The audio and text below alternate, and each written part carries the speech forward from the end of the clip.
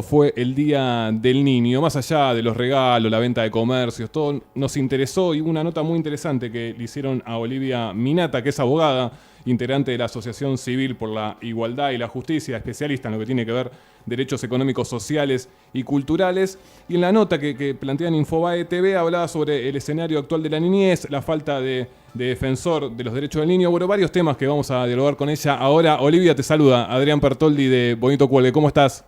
¿Qué tal? Buenas tardes, Adrián. Mucho gusto. Bien, bueno, Olivia, la verdad que te vi en la nota de Infobae y vos planteabas en un marco de gravedad lo que es el escenario actual de la niñez en nuestro país. ¿Qué elementos encontrás para decir esto? Sí, exactamente. Bueno, desde ASIG estamos próximos a publicar un informe donde hicimos un análisis de un diagnóstico, digamos, de distintos, donde tomamos distintos derechos, sobre todo vinculados a la salud, a la vivienda, al acceso al agua, de los niños en Argentina.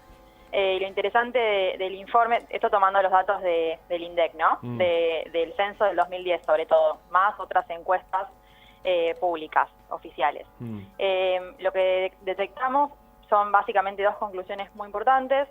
Una es que hay grandes porcentajes de poblaciones de niños que tienen vulneraciones a estos derechos graves. Y en segunda instancia detectamos fuertes brechas jurisdiccionales, es decir, hay grandes diferencias entre algunas provincias y otras en relación al acceso a estos servicios fundamentales, como por ejemplo el acceso al agua, tener el acceso a una prestación para la salud, a la educación, etcétera. Olivia, te hago una consulta. En este informe que ustedes están elaborando con la gente de ASIG, uno tiene el preconcepto que en las provincias del norte hay una mayor gravedad. ¿Sigue esta pauta, estos preconceptos que tenemos? A veces no tanto, pero va por ese lado de las provincias del norte que son los principales perjudicados, los niños en esta área. Sí, definitivamente. Las provincias de Chaco, Santiago del Estero, Formosa, Misiones suelen ser las provincias que reiteradamente presentan los números más graves.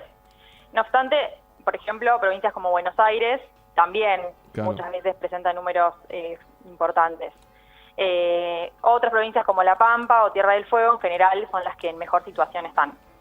Exacto. Bien, bien. Olivia, hay un tema importante que vos lo marcabas en la nota y que verdaderamente da vergüenza, ¿no? Que después de tanto tiempo no haya un defensor de los derechos del niño. Son 11 años, ¿no? Exactamente, sí. La ley fue sancionada en el año 2005, es decir, ya hace más de 10 años. Y lo interesante es que en esa ley, que recepta de alguna manera el paradigma de la Convención por los Derechos del Niño, que fue aprobada en el año 89 y que tiene jerarquía constitucional desde el año 94, digamos, esta ley recepta todas las disposiciones o la idea o el espíritu de la Convención de los Derechos del Niño y habla, digamos, de la necesidad de contar con una protección integral de la niñez, con políticas que provean a una protección integral.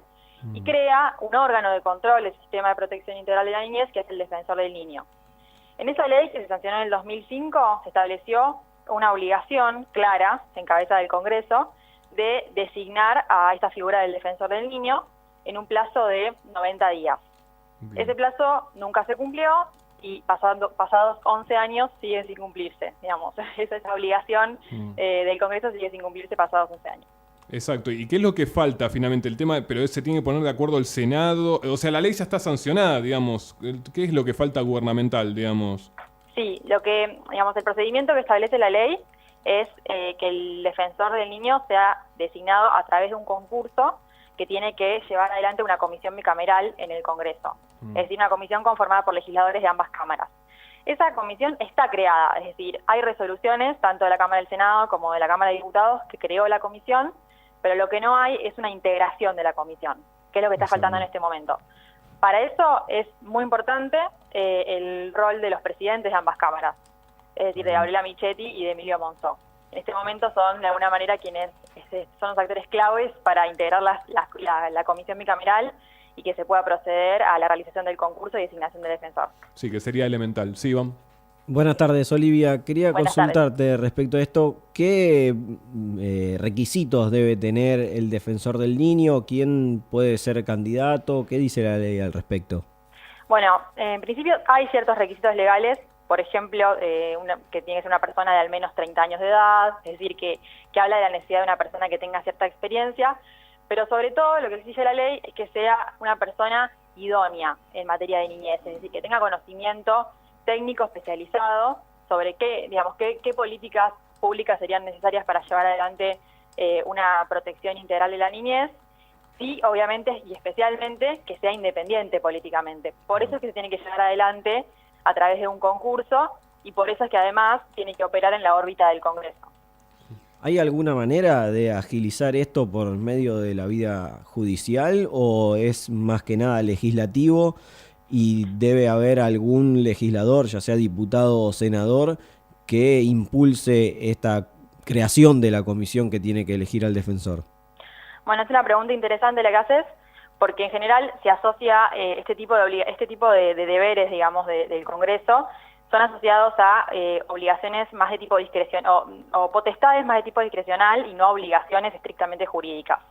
Y en verdad es una obligación y es un deber jurídico que tiene el Congreso, y que por ende nosotros entendemos que el Poder Judicial podría obligar o ordenar al Congreso a que cumpla con esta obligación.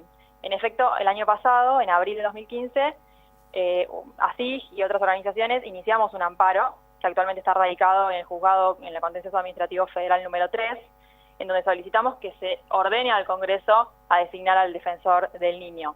Ese amparo todavía está próximo a resolver, pero nos parece muy importante el antecedente reciente sobre el defensor del pueblo, en el que efectivamente la Cámara, en la Contencioso Administrativo Federal, la Sala 3, si mal no recuerdo, revocó el fallo de primera instancia que había entendido que era una potestad discrecional del Congreso.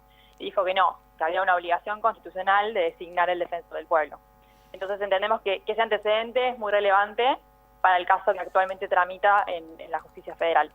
Estamos dialogando con Olivia Minata, abogada especialista en la Asociación Civil por la Igualdad y la Justicia, especialista en lo que tiene que ver derechos económicos, sociales y culturales. Olivia, te hago la última pregunta, y me refiero a partir de tu rol como abogada y en la cuestión de este defensor de los derechos del niño, y pienso en lo que tiene que ver con las separaciones de los padres, ¿no? En el cual siempre el niño está en una situación absolutamente de desventaja, en los conflictos de la madre que se lo lleva, el padre. Bueno, a veces esto no está visibilizado. ¿Y qué visión tenés acerca de esto?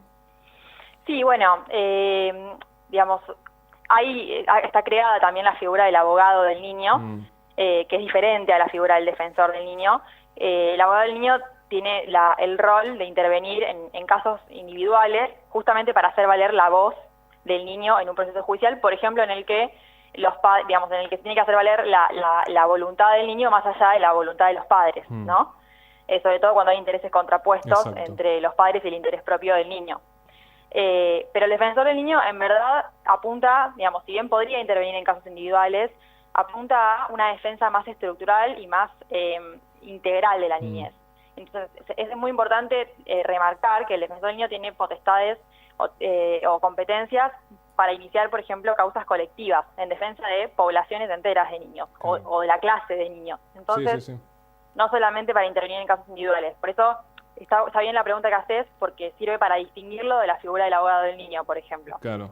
Sí, obviamente, y lo que marcaba, ¿no?, en esta cuestión, no sé, hablamos justo de este informe que ustedes están elaborando, digo, las poblaciones wichis, en el cual hay niños, digamos, hay una cuestión, hay un montón de espacios y lamentablemente donde los niños están siendo muy, pero muy perjudicados. Olivia, un verdadero placer poder dialogar con vos. Felicitaciones por el laburo que hacen en la SIG, así que bueno, estaremos esperando ese informe en el cual están elaborando y trabajando hace tiempo. Muchísimas gracias y un gran abrazo. Cómo no, otro para ustedes y gracias por la invitación. Por favor, estuvimos dialogando con Olivia Minata.